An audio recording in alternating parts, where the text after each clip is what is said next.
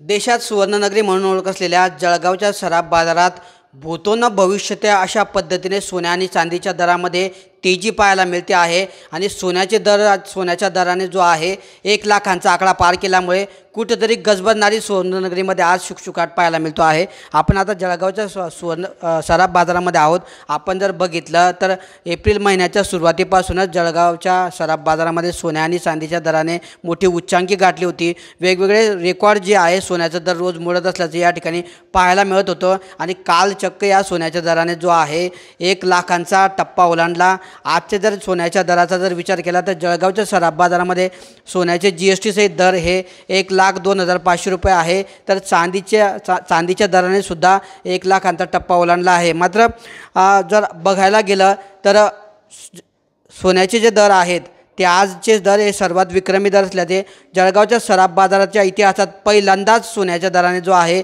1 लाखांचा आकडा पार केला आहे।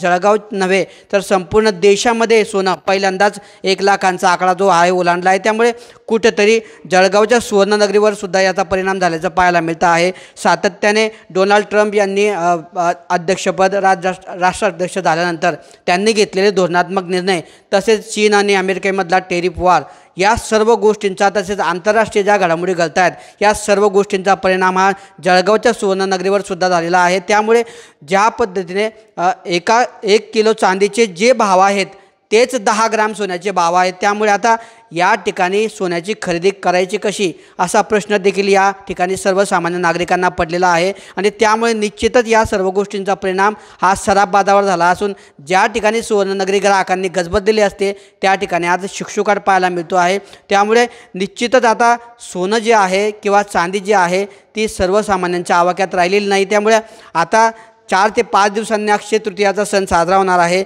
मुहूर्तावर नागरिक सोनं खरेदी करतात, त्यामुळे आता या सोन्याच्या वाढत्या दरामुळे ग्राहक सराफ बाजारात येतील का हाच मोठा प्रश्न आहे।